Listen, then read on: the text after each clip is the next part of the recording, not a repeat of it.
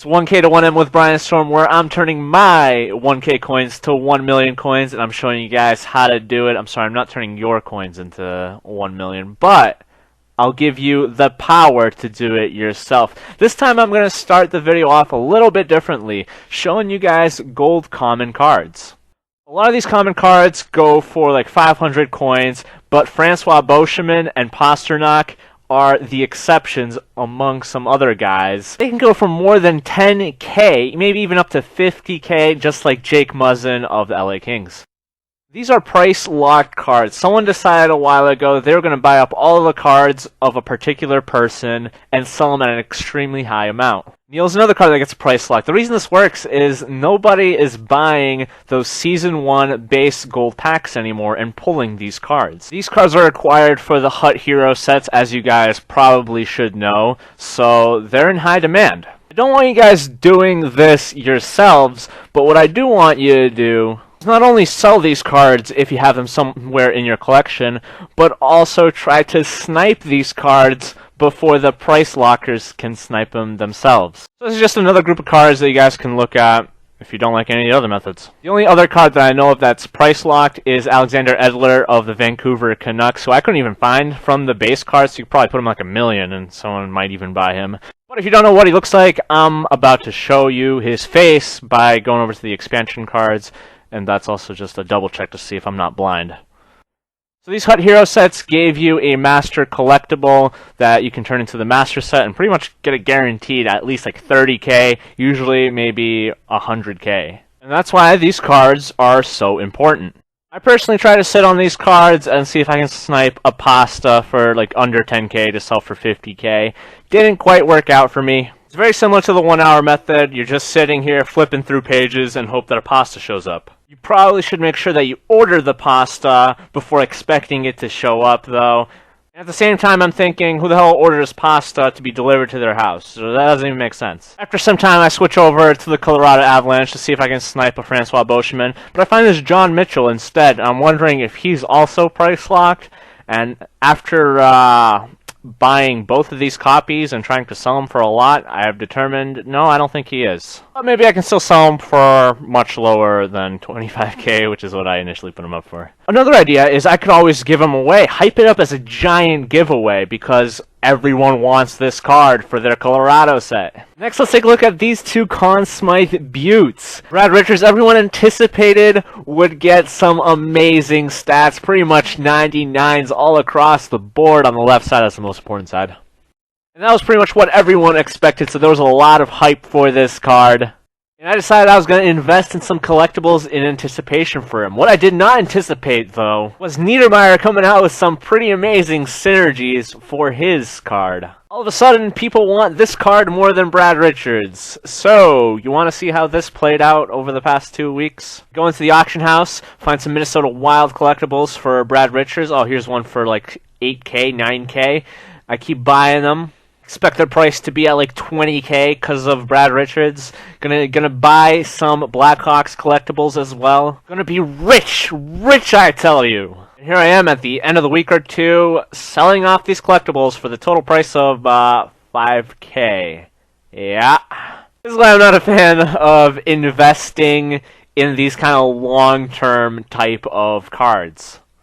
You know that carbon collectibles are going to go up and down, fluctuate in price, but after the playoffs are over, what's left of these collectibles? Absolutely nothing, except for tears. But if you did manage to snag yourself an Ottawa collectible, then you might profit like 50K. So yeah, I invested like 70K into those collectibles and only came out with 35K, so I lost half of the money. That's okay, because we're going to make up ground right now, going back to my method of doing things, starting off with this Vlasic. 11K buy now price, 9K starting price, and he went for like an hour without anyone seeing him. That's a little too good to be true. I'm of course gonna take the cheap way out by trying to buy him for 9K, and it works out for me. Then I put him up on the auction house for 35K, probably could even go for more. Checking out the play of the game cards up to 20K, and we find 87 overall goalie, Big Boy Leonard, for less than 20K. Leonard's a pretty popular goalie, and I can't say I've seen this card go this low before. So, decided to just compare it, look around, and see. But in the end, I'm going to buy it, and I'm going to sell it at some kind of absurd price. Not really too absurd, but 30k is enough for me. I pretty much double my return there. This next play, if that's what you want to call it, is going to be on Rene Bork for 30k. He usually sells for like 30 to 40k, and the reason why I bite down on this is because I feel like these cards are just becoming more and more rare. The cards become harder to find, and, well, sometimes people really want that card. I sold them for 50k, so I decided, let's try again. At worst, I'll just get my money back. Here I find a Camilleri for less than 10k. I've decided I'm going to adopt him. Going to throw up a new price tag for 15k, less than the other Camilleri there. It's the small gains that add up. Next, meet me at the Milestone cards. It's going down. So I'm looking at the cards here, and I find like 3 or 4 that I could easily flip, starting with this Bacchus. We've already sold them for like 35k, so might as well scoop him back up. Then we look at Rick Nash, who for most of the year went for 40k, and I see him for 15k, so I decided to give him a shot, even though he still needs a contract. So first things first, before I put him up, gotta go over to my team and show off my Ottawa Senators. Worked so hard on making this team. You guys jealous? I can tell in your ears that you're jealous. The way that my voice just vibrates through your ear canal, you're jealous. Or maybe I was just trying to buy time to put a contract on Rick Nash. I don't know. But looking at some of these other cards, Marian Hossa, I think I can sell you for 20k. If not, I'm sure I'll get my money back. That's what I kind of like about these low-level investments. Jay Bouwmeester, same idea. These guys aren't going to drop in price severely where you're not going to be able to sell them. If it looks like a good price, you'll likely not get screwed over by it. That is unless you're paying like 50k on a card. Then anything over that, it gets pretty tricky. Find the 89 Bergeron for 25k, that's too cheap for me again. When the other 89 Bergeron is going for 50k, and I'm sure I could sell him for around 40k. Much to nobody's surprise, that's exactly what I try to do. That's the part where I say I sell him for 40k, because I actually end up selling him for 35k. Milestone 89 overall Seabrook for 30k? What? Pretty sure his 88 overall card goes for like 40k, so I don't know, I think his hair was like covering the second number and the dude thought it was like an 8. That is a steal, and I don't know why it's taking me so long to discover that it's a steal. I'm going to check on the other Blackhawks for now, just in case, and it's exactly what I just said. But while I may not find those steals where there's like a digit missing, certainly enjoy the steals like these just as much. I think I threw them up for 80k, so again, getting double the money back. More magic happening in the Milestone house. Ryan Suter, 91 overalls. These are kind of on the high end, near 100k. This Suter was going for 83k. The other Suter was going for near 110k. So I think I could bank about a 20k profit off of him and then minus tax. First things first, we gotta compare him to the other suitors out there. His Movember, his Team of the Week, his base card, and I think I like what I see. So if I like what I see, I make sure I have what I see. Unless someone just like sniped this Suter like from my grasp right before I could buy it, then I'll just buy the other one just to prove a point. More Christmas time. This time in the World Cup of Hockey cards, not the Christmas cards.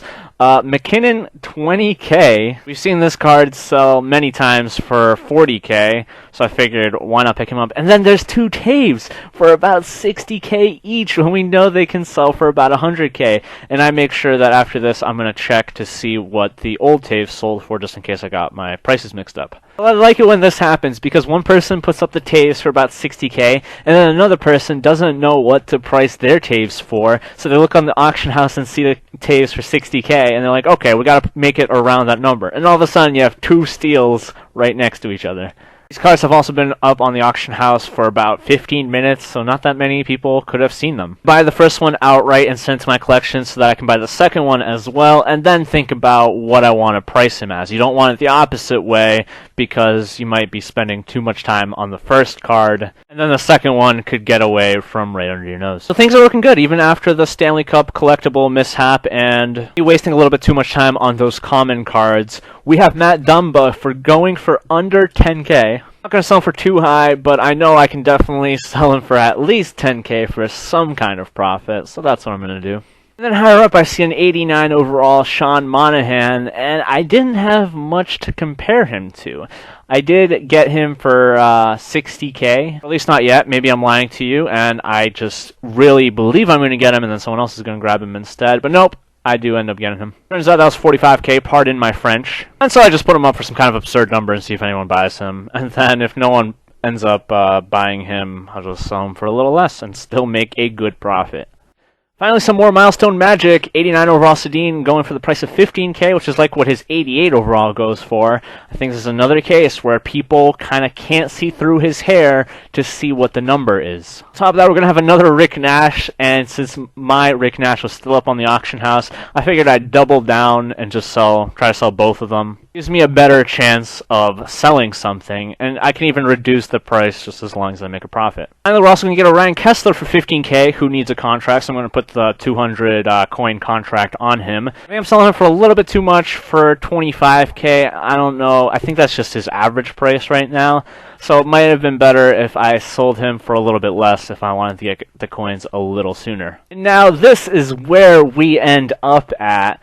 We're sitting on a ton of coins, 439,000. A lot of auctions still to be determined. I didn't have time to sell them before I could finish up recording this video. Still a bunch of good and expensive cards, including John Mitchell, who I'm trying to sell for 10k. And even if these cards don't sell, I'm just gonna go down like 10, 20k on some of them. I even have the Stanley Cup playoff collectible to remind me how much of a failure I was during that time. And it'll all still be worth it. These are the cards that I sold. Also, can't believe I'm going through the Hall of Stanley Cup collectible cards, and then we're going to check out the cards that I still have in my collection, just because I don't want to be selling more than one copy of a card at the same time. But here we're going to have 2 Rick Nashes and a Jonathan Toews. Rick Nash is going for at least 30k, Toews for about 100k. According to my calculations, I have reached 1 million.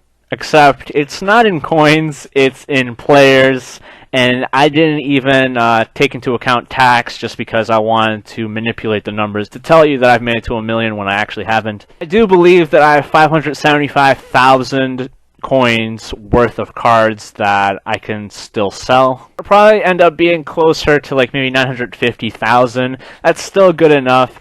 And then hopefully over the next 2 weeks I can get the next 50k and we can end the series there. Progress to 1 million. I am at 101.5%. Yeah, I didn't see that coming. Time spent 2 hours and 30 minutes. I spent a little bit longer with the Stanley Cup playoff collectibles and the common cards, but I sold 21 cards. Smaller average profit per card, but still a lot of good steals. It has taken me a little over 12 hours, actually a little under 13 hours, to get to this point, to get to 1 million coins worth of players. Only took about 110 cards. If you want to look at it in terms of days, even though there was a lot of days where I just didn't do anything, it took about 2 months to get to this point. So will there be a party next week? I don't know. It depends on if I feel like uploading it next week or in 2 weeks like I normally do. At the end of all of this, I'm going to be giving away all of these coins probably during Saturday's giveaway. So stay tuned for that because there's going to be a lot of winners there. To end the series in the next video, I'm going to be talking about what I'm going to be doing in NHL 18. At the same time, if you guys want to see anything in particular, you let me know in the comment section of that video. Not this video, the next video, because maybe what you want me to do, I'm already going to cover. We'll see. Thanks for watching, guys, and I'll see you next week.